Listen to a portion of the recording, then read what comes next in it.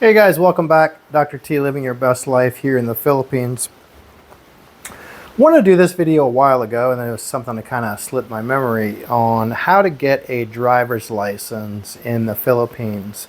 And I'm going to walk you through what I went through. And before you blow up the comments, remember this is what I went through. One of the important things to know about the Philippines is there's zero consistency, and I mean zero.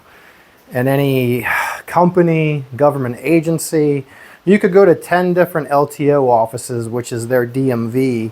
It's the Land Transportation Office. You could go to 10 different offices, you're going to get 10 different answers on what needs to be done. You could talk to 10 different people inside one office, and you're going to get 10 different answers on what needs to be done.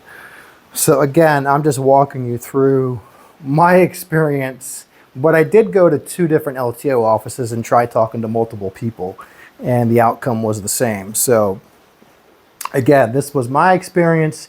Your experience may vary, and this was in March of 2024 is when I started this process. So if you did it 6 months ago, you probably had a different experience because supposedly some of the rules just changed, and I think they're actually just changed again. So I'll talk about all that, walk you through what happened. Okay. So here in the Philippines, you can drive on a license from, let's say, America for 90 days legally. And I was here long over the 90 days, and I should have got it before I did. Not a big deal, right? Some people don't worry about it. They just drive anyway, but it is a big deal if you get stopped by an LTO checkpoint. And what I was worried about was my driver's license, my registration on my motorcycle, right? Because they can look at the date that the motorcycle was registered and say, okay, you've been here for 6 months and you still don't have a license from the Philippines. So I just didn't want any issues, so I went about it and go ahead and I went and got the license. You can do an international driver's license, and in hindsight, I wish I would have gotten one. They are good for 1 year, from what I gather, doing some research. 1 year here in the Philippines. And then they say you still need to get a Philippines driver's license. So supposedly, if you have a driver's license that's in English, from an English country, the license is written in English, you can get what they call a conversion, meaning you go to an LTO office, I show that I have a driver's license from America, they look at what endorsements I have, whatever, and they basically just give you a license in the Philippines. That is not at all what I had happen. And again, before you say, oh, I did it, and I did the conversion and I was in and out in 15 minutes, maybe you did, like I said. You could go to 10 different offices and 10 different people will tell you 10 different things. So when I went to the LTO office in Bohol, I sat and waited outside, sweating your butt off in 95-degree weather, in this crappy outdoor waiting area for many hours to get into the LTO office. And I told the guy I wanted to do a conversion. I have my American license, my passport, all these, whatever they needed. He says, we don't do that anymore. And I said, what do you mean you don't do that anymore? He said, we used to do that. We don't do it anymore. And I said, well, I just, I talked to this person, that person. I did research, and supposedly it is something you still do. And he said, we could do it if you had a permanent visa. I have a tourist visa. I don't have permanent status here in the Philippines. And most people that are coming here on a tourist visa. So he said, we won't do a conversion on a tourist visa. And I said, well, is there any way I can get a driver's license here in the Philippines? And he said, well, yes, you have to do the process basically as a new driver here in the Philippines. So you have to get a student permit, which would be like a learner's permit in America. So I said, okay, so what does that look like? Well, you have to go to a driving school. Like, what do you mean I have to go to a driving school? I've been driving a car since I was 16 years old. So you have to go to a driving school, and then you have to take a test, and then you have to take a driving test. Basically like you're 16 years old in America, right? You do those things like in high school driver's ed class, right? Or you did it when you were 16 and got your driver's license if you're an American, right? So he said, you have to do that process. I said, okay, so if I do that, at the end of that process, will I be given a Philippine driver's license? Well, yes, but you're given a student permit for 31 days. At the end of 31 days, you can come in and then you have to go do the driving test, the written test, and then you're given a permanent license here in the Philippines. Okay, so I leave. Then you have to go over to this, you get a health screening, apparently. You go over to this little shack, it's across the street, and it's bogus. It's just a way they get, I think it was like 700 pesos or 500 pesos, something like that. They do your height, they check your eyes real quick, literally old fashioned. You stand there and cover an eye and read the chart, do your height, weight, blood pressure. That was it. It's some kind of bogus health screening. Downside is you're waiting there for 2 hours waiting in line. Then I have to go over, there's a row of driving schools because it's a scam is what it is. All these driving schools right across the street from the LTO office. So you go over to one of these driving schools. You have to enroll in this driving course, a minimum of 8 hours. You can take more if you have never driven a car before or anything like that. But you have to literally sit in class like old driver's ed, like when you're 15, 16 years old, right? So, and you have to pay, I think it was like 7,000 pesos or something like that. It wasn't real cheap, actually. Then what you do, you have to go in Bohol. The offices are in Tagbilaran. I live in Panglao. It's about 30 minutes, 25 minutes from the LTO office. You have to go to a different LTO office, which is at the mall. So I go to this different LTO office. I give them my information. Here's my stuff. I took the driving school. I passed, and I wanted to get a student permit. And the guy says, okay, you need a 6-month visa, which I did have a 6-month visa. I actually just renewed it like 3 weeks prior to that. And I said, I do. I have a 6-month fresh visa stamp in there. And he said, no, you need a 6-month visa.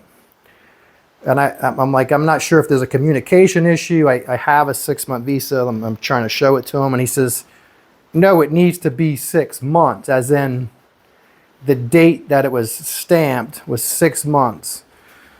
So by this point, I'm kind of a little agitated because I'm not sure if it's like a communication issue that him and I are having.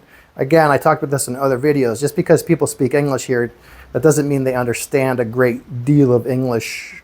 They speak conversational English, I would call it, and sometimes not much more than that, and even at the government offices. So I said, can you get maybe a supervisor or somebody else? Because I'm not sure that we're conveying the same thing, right? Because I think you're saying I need a 6-month visa, and I think I'm showing you that I have a 6-month visa, so I'm confused on what I need.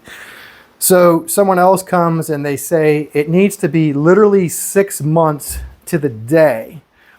I said, so what you're saying is I need to literally go to the immigration office, get a 6-month visa stamp, go the same day from immigration to here, because if it's, let's say I have 5 months and 28 days, that you're saying that would not be valid. Is that what I'm hearing? And he says, yes, that's correct. It needs to be 6 months exactly, which is utter insanity if you ask me. I think that's two people that didn't understand quite how the regulations were, and I could be wrong, but like I said, I tried 2 different people at the same office and they told me the same thing. So then I had to go to immigration and get another extension on top of that. Went back to the LTO office, go through the same process again, got into another issue with them, and they said, we need a 6-month visa. And I said, well, now I have 7 months on the visa because I got a 2-month extension on top of the almost 6 that I had before. So I have like 7.5, 8 months. And then that we went back and forth. Finally, they agreed that was, even though it was longer than 6 months, that was acceptable. So I got the student permit, which is good, like I said, for 31 days. And then you go back to the LTO office. Go wait in the same rigmarole outside. Then you have to take a driving test, which was booked up for 3 months. They don't have spots in the driving test. They said there is a school, or there is an LTO office, which is about 2 hours away, north in Bohol. You can go to that office. They usually aren't booked up, but it's first come, first serve, and I recommend you get there about 6 in the morning and wait. So I had to go do the driving test, physical driving test, and then you have to go take a written test. And the written test, I'm obviously not from the Philippines, but if you have 2 brain cells, you can pass the written test. I didn't look at a book. I didn't study anything. It's on the computer, and it's when you get to the right amount of answers, it shuts off. And I think, I don't know, you need 18 or 20, however many right answers in the machine, it shuts off. So I was doing the test, it shut off I got 100%. So it shuts off, you pass, then you go wait. So long story short, after waiting about 2-3 hours through different processes there, you get a driver's license. And it's literally, this isn't it, but it's literally the size of a sheet of paper. It takes up a whole sheet of paper. And I thought it was like a, do I take this to somewhere else type of thing. The girl gives it, okay, here's your license. And I said, well, when do I get the ID card? Like an ID card, like a laminated. She said, well, that's your license. And I said, do I come back? Am I going to get one in the mail? Or when do I get the actual ID? And she said, well, that is your ID. Well, why is it a piece of paper? Not like a credit card style ID, like a laminated driver's license. And she said, oh, we don't have any. And I said, well, when could I get one? In a week, in a month? Oh, it's been years. We haven't had those in years. So apparently you're supposed to keep a whole sheet of paper, which is really impractical because, like I said, you drive motorcycles here. So what I did was I copied it and laminated it, and I stick it in the motorcycle because you're not carrying around an entire sheet of paper. So yeah, that's my experience. And again, before you bash me in the comments, that's not how it works. Trust me, that is 100% exactly what I went through to get it. You might have much better luck. And again, that was here in Bohol. If I went to another office, I guarantee you'll get another answer. If you went to 10 offices over in island of Cebu, you're going to get 10 different answers over there as well. So it's one of the most frustrating things about the Philippines is there's, like I said, zero consistency.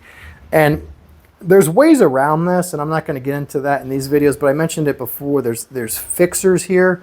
When I was over in Cebu, when I bought one of my motorcycles, the guy at the motorcycle shop said, I can get your driver's license for 10,000 pesos. It's a real driver's license. They're fixers. In hindsight, I should have done that. It would have been worth the 10,000 pesos to pay this guy to get a license and have it be done, and me not have to mess with days and taking driving school and all this kind of crap that I went through, and agitation and all that kind of stuff. So in hindsight, I honest to God should have just done that. I didn't. I went the legit route, and it cost me more than that in the end anyway, because like I said, the driving school was over 7,000 pesos, and then however much the fees were on top of that. So I think in the end, I ended up paying probably 10,000 pesos anyway. You might have better luck. You might go to an LTO office and they'll convert your license. I've heard people say it, oh, I was in and out LTO office in 30 minutes with a Philippine driver's license. And thank God if you do, and you know, right on. But so just know that coming here, the process is not simple. Oh, almost forgot. Now they don't have 6-month visas either. This is a brand new thing. Apparently they only are granting 2-month visas. So I'm not sure how the coordination is going to go between the LTO office and immigration. My guess is, like I said, not well. So my guess is, and this is June of 24, if you're trying to get a driver's license around now, June, July, I would venture to say that word hasn't trickled down to the LTO offices. So they're still going to want a 6-month visa, which you can't actually get anymore. Supposedly you can still get them in Manila, but there's been real conflicting information going back and forth online about that, whether or not that's even true. So I've seen right now they're only granting 2-month extensions here in Cebu and Bohol. So, all right. So basically just know, prepare for a few days of agitation. If you get lucky, great. Or if you just want to pay someone to help you through this process to facilitate it and make it much easier, honestly, I would probably say it's money well spent, in my opinion. But you know, do what you want with it. So, all right, I hope that helps. So like and subscribe. And all right, see you guys.